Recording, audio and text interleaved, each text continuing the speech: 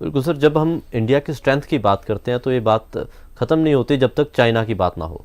तो चाइना की कंपनीज हैं कई जो इंडिया में काम भी कर रही थी, यहाँ में टैक्स भी जो आ रहे थे, उन पे अब एक्शन लेने शुरू कर दिए भारत सरकार ने।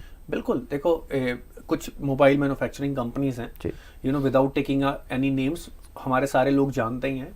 दे were involved in huge tax losses to the country. जी तो वो काफ़ी in terms of paying royalty unnecessary money वापस चाइना भेज देते थे, ताकि यहाँ पे इनकम ना दिखाई जाए और उस पर टैक्स ना देने पड़े। जी और इसके अलावा there were few other things in which they were involve. तो मेरे को ये लगता है कि ये बहुत ही एक डेंजरस सिचुएशन बन सकती थी। चाइना के ऊपर आज पूरी वेस्टर्न कंट्रीज या कोई भी कंट्री ले लूँ, they don't trust them and for right reasons.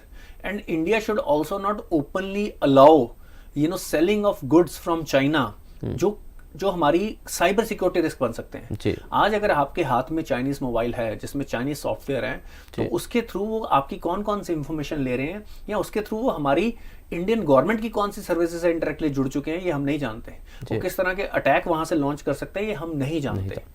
तो मेरे को ये लगता है कि ये इंपोर्ट सब्सटीट्यूशन स्पेशली इस तरह की चीज़ों में, जैसे लैपटॉप्स हो गए, जैसे मोबाइल्स हो गए, जैसे और स्मार्ट सॉल्यूशंस जो आज हम अपने घरों में हर जगह पे यूज़ कर रहे हैं, चाहे टीवी हो गए, इसके अंदर हमें इंश्योर करना चाहिए कि हम इंपोर्ट सब्सटीट्यूशन करें।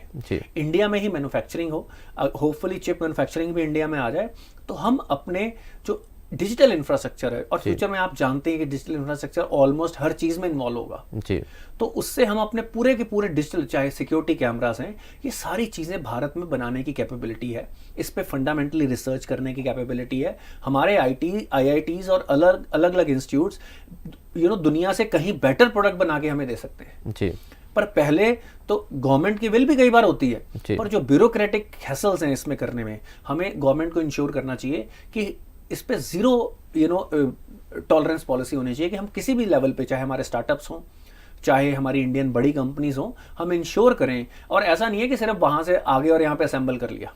जी एक स्टेज ये हो सकती है, पर मेरे को लगता है जल्दी से जल्दी ये सारी मैन्युफैक्चरिंग, चिप मैन्युफैक्चरिंग सॉफ्टवेयर इसके इंडिया में लिखे जाएं, राइट। इनके डाटाबेस, जो सारा डाटाबेस जाता है, वो इंडिया में सर्वर्स मौजूद हों।